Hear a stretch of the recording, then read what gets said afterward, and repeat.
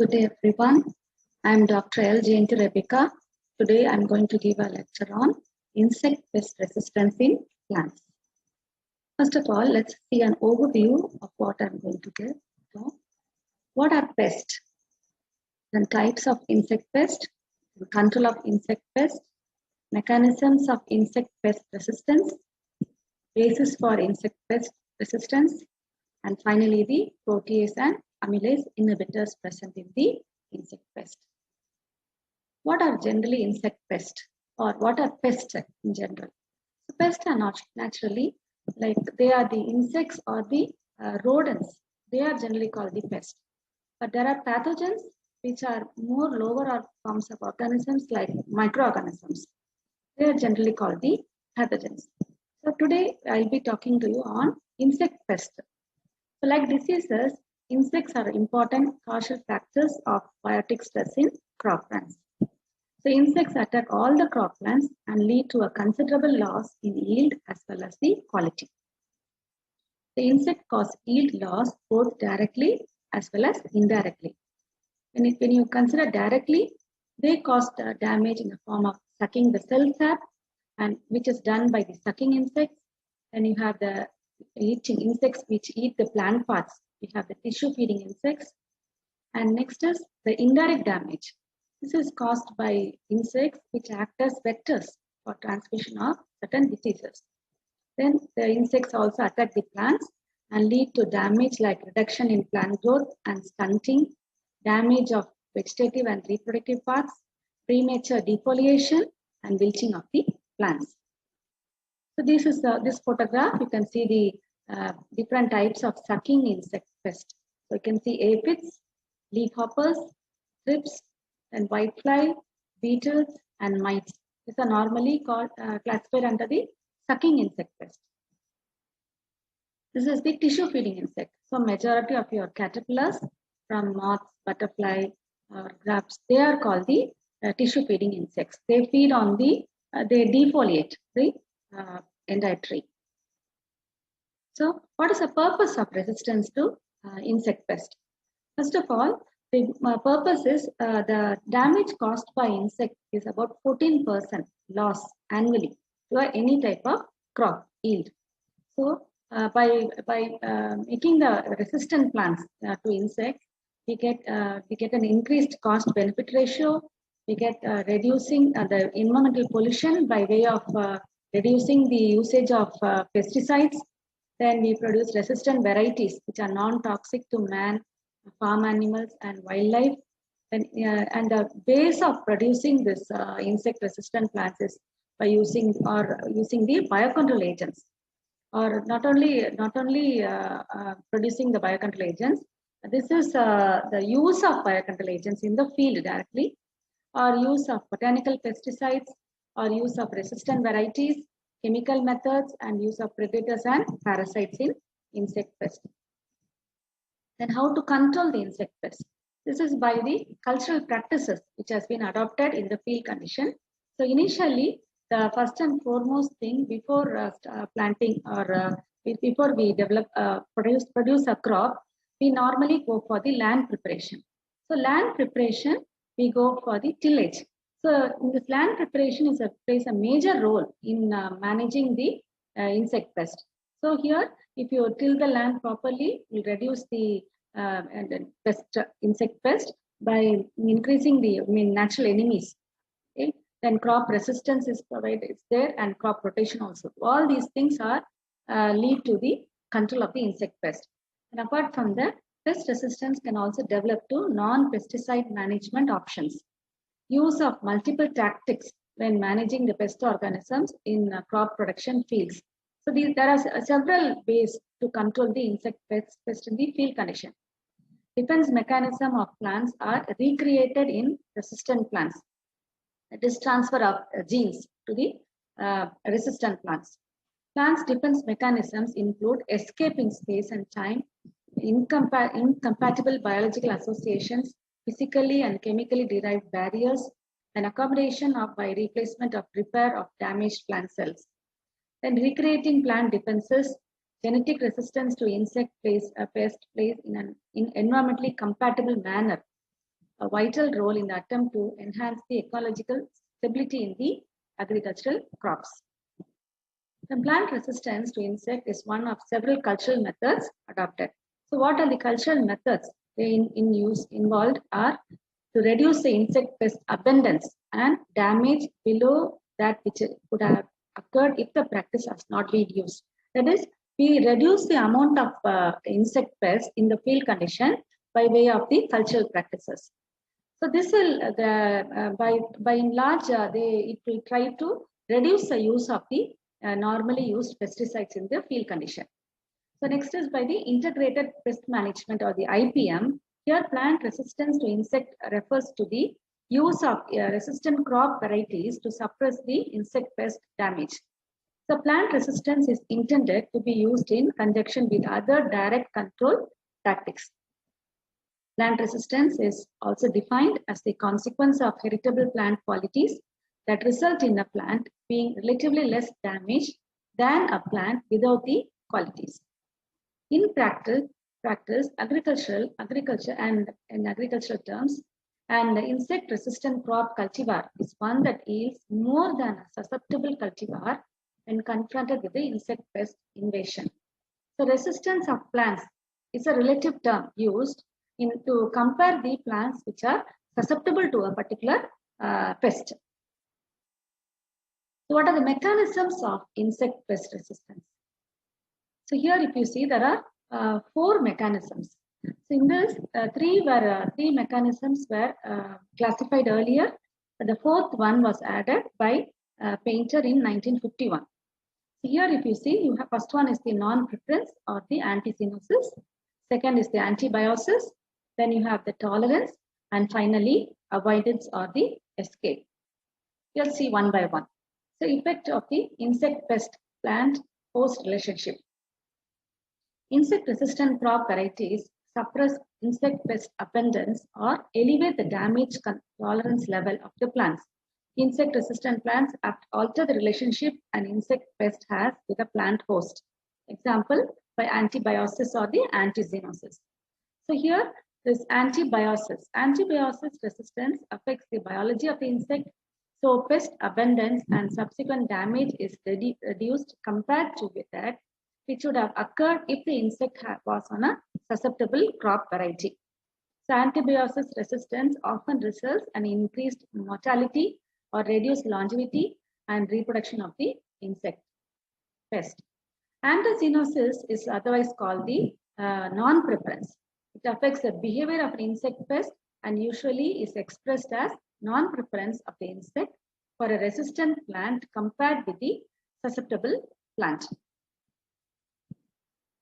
Next is the tolerance. Tolerance, if you take, it is the resistance in which a plant is able to withstand or recover from damage caused by the insect pest abundance equal to that damaging a plant without the resistant characters or the susceptible. So this is the plant is able to survive with the help in the presence of the insect pest also. The tolerance is the plant response to an insect pest.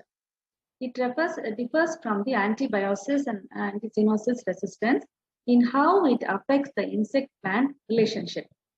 Antibiosis and anti-cyanosis resistance cause an insect response when the insect attempts to use the resistant plant for food, oviposition, or shelter. The next is the last one is the avoidance. So avoidance is maintaining the healthy soil biology and diverse plant communities using plant-resistant varieties, crop rotation, refuge management, strip cropping, plant spacing, interplanting, intercropping, multiple cropping, etc. So next is the basis for the insect resistance in plants. So if you take plants, they are the basis for all ecosystems in our environment. So plants make their own food using energy from the sun and supply energy for the rest of the food web. They come in contact with many organisms seeking to use the tissues as food and shelter. So over millions of years, plants have evolved many complex defense mechanisms to avoid being used as a food. So the plant actually it has plenty of defense mechanisms as we human beings also have in the form of immune system. In particular, many plants have evolved adaptations that allow them to have insect resistance or the natural ability to defend themselves against the insect pest. Although humans today genetically engineer crops to have insect resistance or use pesticides to ward off pests, plants have been naturally evolving these systems since the beginning of time. So there are three categories of natural insect resistance in plants. That is, first of all, is morphological, next is biochemical, and the physiological parameters or categories. Let's see one by one. So this slide shows the morphological parameters. So if you take the morphology, plant morphology or the plant structure is the first line of defense against a plant. So first, it's the first line. It is the outer armor of the plant, which helps to protect the insect from the plant from the insect pest. So creating inhospitable structures or having unpleasant colors helps to keep insects away from the plants. Coloring, the color of the flower is important for pollination. That is a beneficial one. But here, plants adapt themselves to protect itself from the pest by way of colors also. For example, plants grow tiny hairs called trichomes to ward off the insect pest. So this picture here, you can see this is a tomato plant. Here you can see small hair-like growth in the stem of the tomato plant. So this is one of the adaptation by the tomato plant to get rid of the pest. The trichomes have been shown to inhibit the insect movement around the plant, thus inhibiting access to the plant parts of the plant in the epidermal region. Epidermal means outside, only it is in the outer region of the plant. The trichomes also inhibit the egg laying as well as the larvae feeding. A few species that have inhibited by these fine hairs include bean aphids and potato leaf hoppers on various bean plants.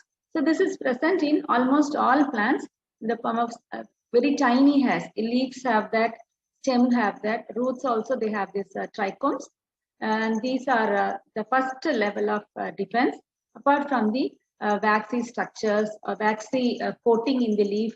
So this is also a type of morphological defense mechanism which the plant has adopted in due course. So this is the cabbage worm are less likely. Cabbage worms are less likely to lay eggs on the colorful varieties such as the red cabbage. So here, if you can see this cabbage worm, this photograph shows the cabbage worm. It has made holes on the leaf of the cabbage, and here it won't lay eggs. This cabbage worm is supposed to not to lay eggs on the red cabbage. Then solid stem toughness of the tissues. Example, resistant to sawfly in wheat. So in wheat plant, what it does is the tissues, the outside, the stem becomes toughened, so that the wheat sawfly doesn't it doesn't feed on the leaves. Then high tillers. So this is another type of morphological defense. High tillers. The tillers are in the higher level than the ground region, and this is against the stem borer. So next is the long pedicel in the cotton bollworm, against the cotton bollworm. So this is another type of adaptation by the plant. So one you have seen the bright colors and hairy growth. Then we have the solid stem. Then we have the high tillers and the long pedicels. All these are different morphological changes adapted by the plant to protect itself from the insect pest. Then next we'll go to the biochemical parameters. So what are the biochemical changes that's taking place in the plant? So sometimes the morphological barrier of the plant are not enough, and the plant need to aim for a more specific attack. So in this case, so this is the second level of defense, that is the biochemical resistance. So biochemical resistance is mediated through chemicals produced by the plant. chemicals are harmful to plants and reduce their use of certain plants, used by the pest. When insects consume the plant material, the food needs to be broken down in the stomach before it can be absorbed and used in the body. So some plant species include proteinase inhibitors in their tissues, which inhibit the action of digestive enzymes in the insect. So in the biochemical defense mechanism, you can see there are plenty of enzyme reactions, enzymes that are produced by the pest as well as the plant. Plant also has lots of inhibitors like this. So the insect cannot break down much needed proteins, and thus growth and development of the insect is slowed down. So plants also create compounds that are toxic to the plants. So all the chemicals which are produced by the plants against the insect pest come under this biochemical paraphernalia. Quinones, a type of phenolic compound, both inhibit the protein breakdown in insects and can have direct toxic effects on the insect species. Tomato plants that overexpress proteins need to create quinones were shown to have greater resistance to the beet armyworm than normal tomatoes. So you can see here the armyworm. Armyworm, this picture shows that armyworm. And flavonoids are also an abundant class of organic compounds that inhibit the insect growth and the development. Tannins, this is another class of compounds which are bitter tasting compounds, are used by plants to disrupt the insect nutrition. Tannins reduce nutrient absorption in insects and thus impede insect growth and the development. In rice, if you take, have the high silica content. In shoot, it confers the resistance to the stem borer. So this picture here you can see the stem borer, rice stem borer.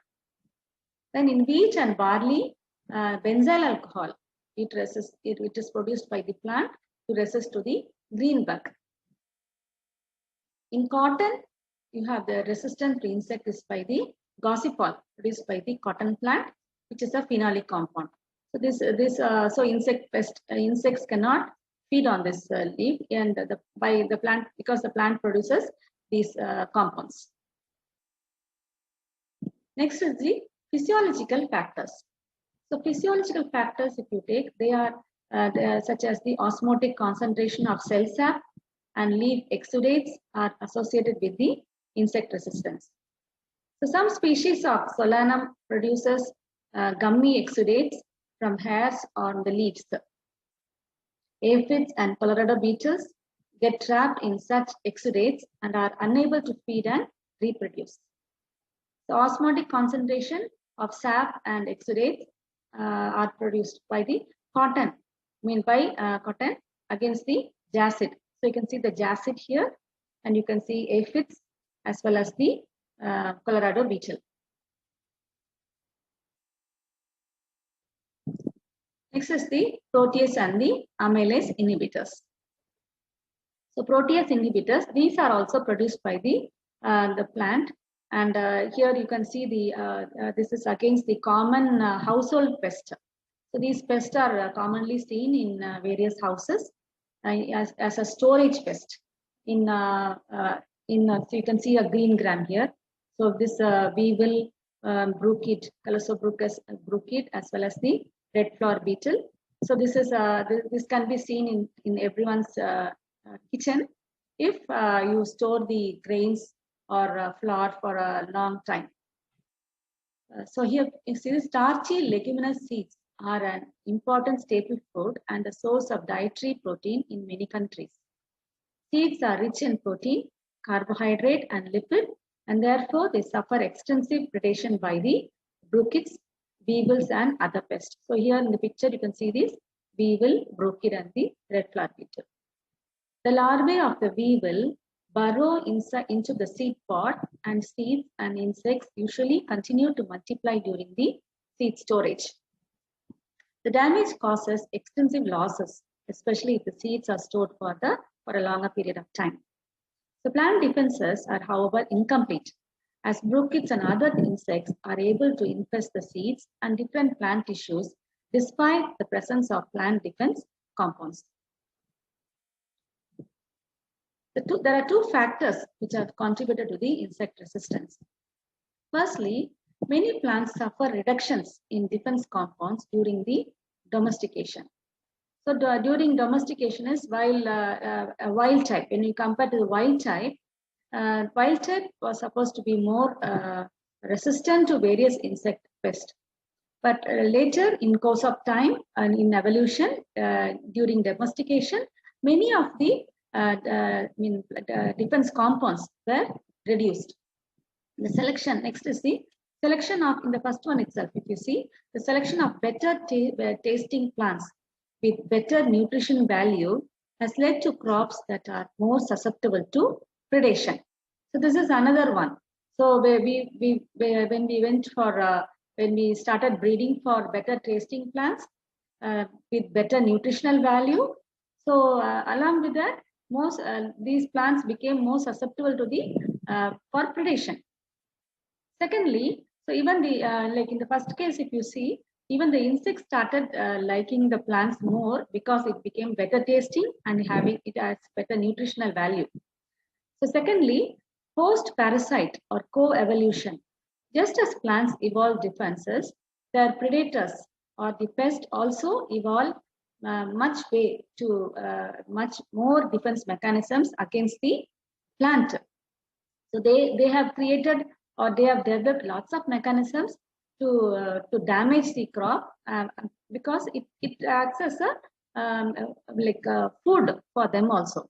So they have evolved much in such a way to break the barriers which are produced by the plant. One such one is this one is the protease and the amylase inhibitors. So if you see the protease and amylase, I just mentioned in the biochemical defense mechanism. So this comes under the biochemical defense mechanism. So here if you see, so among these means are detoxification or excretion of the defense compound or simple adaptation of the predator so that the toxin no longer has any effect. The relationship between leguminous seed plants and seed weevils provide an excellent example of post-parasite coevolution. The seeds are rich in defense compounds so that the majority of possible predators cannot eat them, yet seed weevils thrive on the same seeds. Plant defense compounds include antibiotics, alkaloids, terpenes, cyanogenic glucosides, and some proteins. So among these proteins are the chitinases and beta-1,3 glucanase enzymes, lectins, ursulins, bacillins, histamines, and enzyme inhibitors. The enzyme inhibitors act as the key insect gut digestive hydrolases, the alpha amylases and the proteinases. So these are larger classes of enzymes which are very, very important to control the insect pest. These are some of the mechanisms adapted by the seeds or plant to protect from the insect damage. Several kinds of alpha amylase and proteinase inhibitors present in the seeds and vegetative organs act to regulate the numbers of the phytophagous insects. Phytophagous is those insects which feed on the plant. Alpha amylase inhibitors are used through plant genetic engineering for weevil control. Next is the alpha amylases. This is insect alpha amylases, not plant alpha amylases. So alpha amylases, alpha-1,4-glucan 4-glucanohydrolases, constitute a family of endoamylase that catalyze the hydrolysis of alpha-D1,4-glucan linkage in starch components, glycogen, and other carbohydrates. The enzyme plays a key role in carbohydrate metabolism of microorganisms, plants, and the animals. Moreover, several insects, especially those similar to the seed weevil that feed on starchy seeds during larval or adult stages, depend on the alpha amylases for survival. So alpha amylase inhibitors from Phaseolus vulgaris seeds are detrimental to the development of cowpea weevil, Calosobruchus maculatus. This bruchid beetle I have shown you in the previous slides also. and the Asuki bean weevil Thalassobruchus chinensis. So this particular alpha amylases are produced by the insect, and the alpha amylase amylase inhibitor is present in the plant. Okay, so this alpha amylase inhibitor in the plant, it helps to inhibits the action of the alpha amylase produced by the insect. Here, if you see, it is Thalassobruchus maculatus or the Asuki bean weevil Thalassobruchus chinensis. So immunological and clinical data also indicate that alpha amylase or trypsin inhibitor family can lead to allergic symptoms. Example, the Baker's asthma, respiratory allergy to the wheat proteins, and atopic dermatitis in humans. So other specialists are attempting to develop new crop varieties that are tolerant to insect pests by developing transgenic plants containing alpha amylase and protease inhibitor genes, or by strengthening the species' natural defense mechanism. So genetics of the insect resistance in plants. So the resistance to insects is governed by 3 ways. One is the oligogenic resistance. So oligogenic, this slide shows the resistance to the insect pest at the genetic level. So if you take the oligogenic resistance, the insect resistance is governed by one or few major genes or oligogenes, each gene having a large or individual effect on the large group of genes which are have the individual effect on the resistance. So that the classes of genes, which large class of genes which has an individual effect on the resistance, that is called the oligogenic resistance. Example, in Hessian wheat, in wheat to the Hessian fly. So here resistance produced by the wheat against the Hessian fly and sawfly, and in barley to green bugs, in alfalfa to pea aphid, and cotton to the jacet. So you can see the photographs of sawfly, aphid, and the Hessian fly. So next is the polygenic resistance. Here it is governed by several genes, each gene producing a small and usually cumulative effect. So in the oligogenic, if you saw a large group of genes showing resistance to one particular character, only one particular character, individual effect on the resistance. But in the polygenic resistance, it is several genes governed by several genes, and each genes producing a small and totally have a cumulative effect on the resistance in the plant. Such cases of resistance involve more than one feature of the host plant and are much more durable than the cases of the oligogenic resistance. So here if you see, examples are the cereals to the leaf beetle, cereal leaf beetle, and in rice to the stem borer.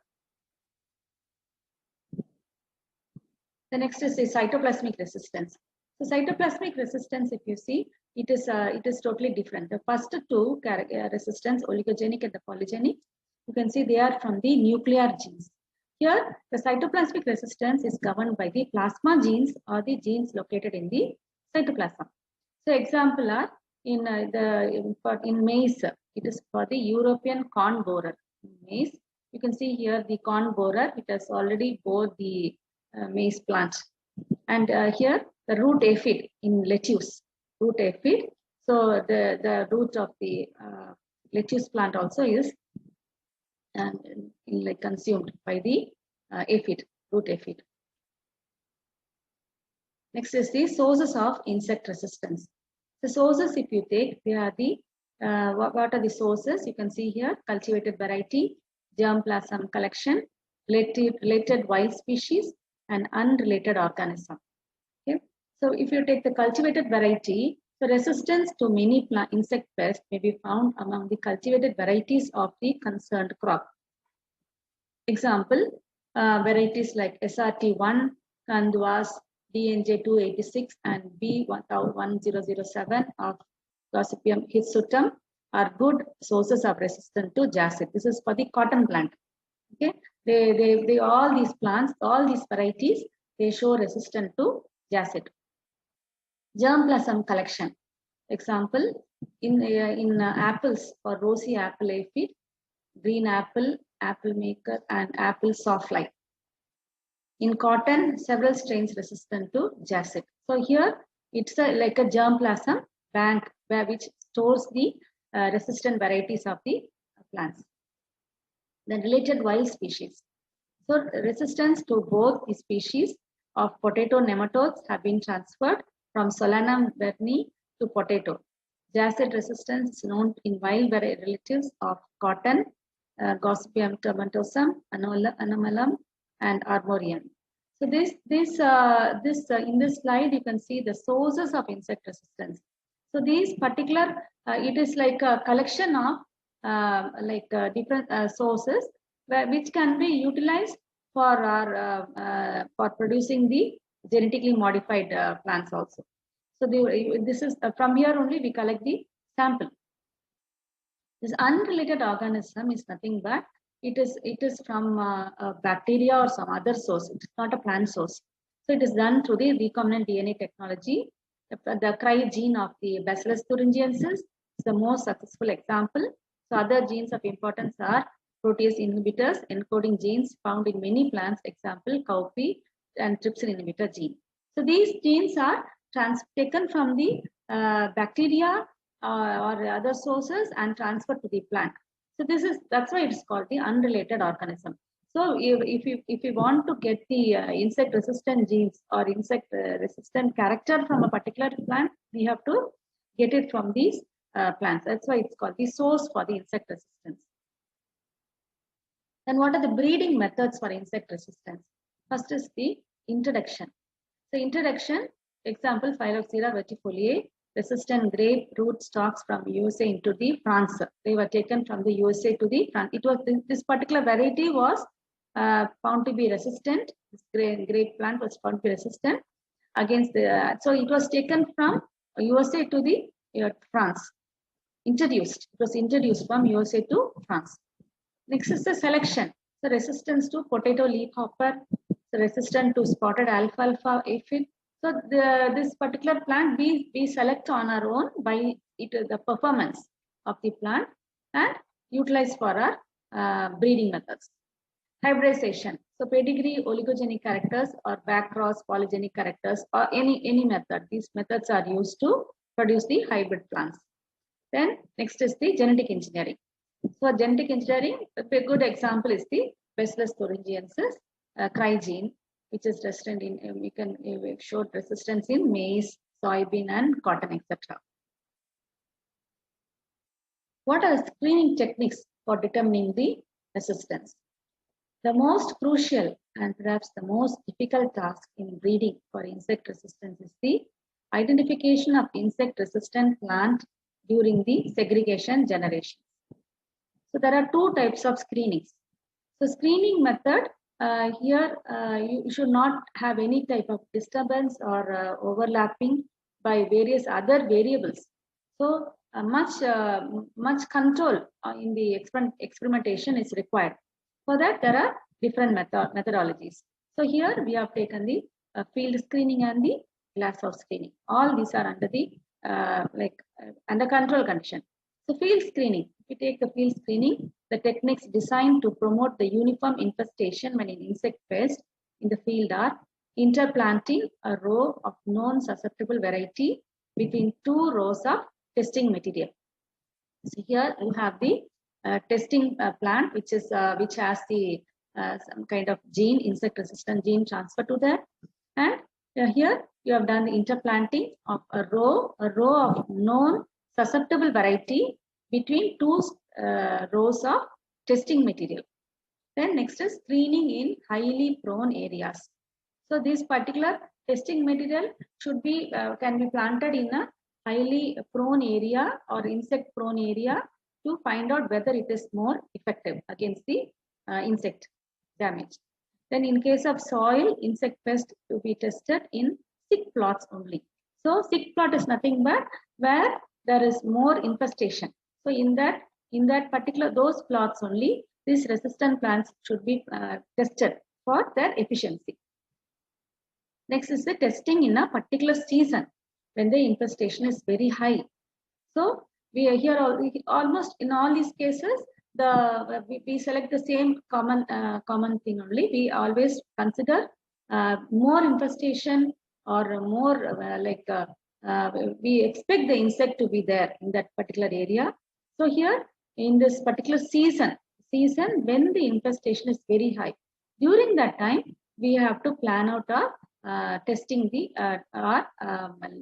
variety whichever we have developed. Example, rice stem borer in off season. Then transferring manually equal number of eggs or larvae to each test plant. So this is another way. So here it is we select one particular area and we bring the pest to that area. We transfer the eggs or the larvae of that particular insect to that particular area and check whether our plant or the resistant variety which we have developed is able to withstand from the insect pest.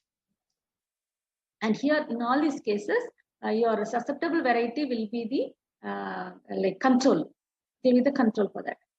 So next step of this is the field under field condition. Next is the glasshouse screening. So results from glasshouse test are more reliable than those from the field test. This is as we have expected. So glasshouse is under the more controlled condition. So where we won't have the we won't have other insects or other factors which are affecting our experimentation. So this is more controlled and more reliable.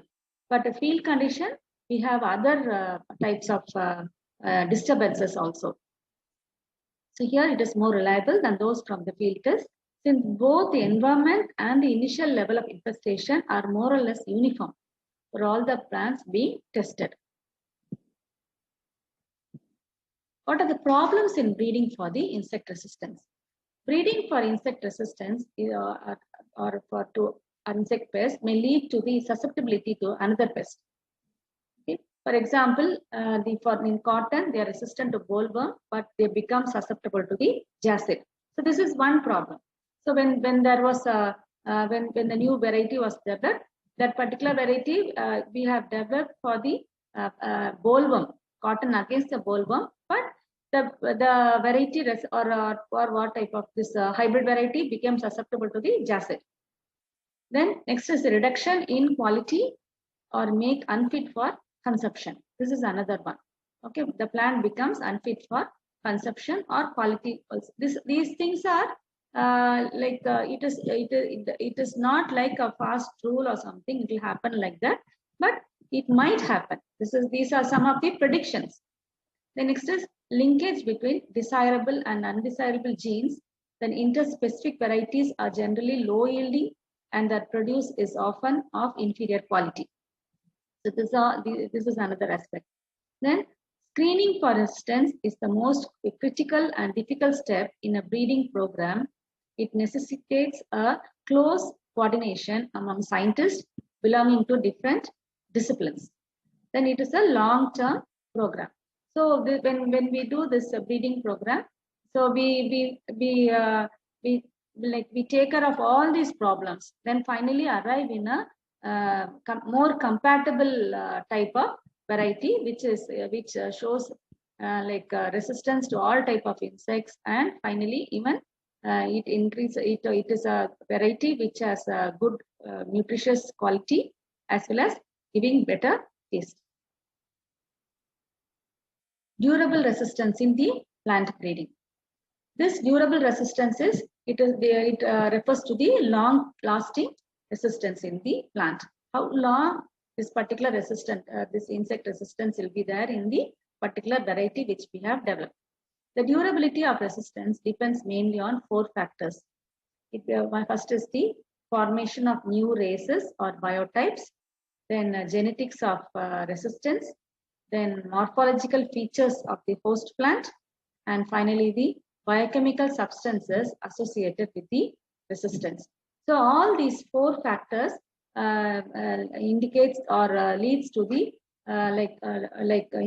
leads to how long this particular resistant character will be there in a particular plant variety. Next is the new biotypes. New biotypes, if you take, new physiological races are formed through spontaneous mutations and hybridizations. Next is genetics of the resistance. In general, monogenic resistance is lesser durable than the oligogenic and the polygenic resistances. So this is these are the characters, or these are the salient features of for getting a durable resistance in the plant. In morphological characters, insect resistance associated with morphological and anatomical features of host plant is more durable than other kinds of resistance. Next is the biochemical factors. In some cases, durable resistance is associated with biochemical substances present in the host plant.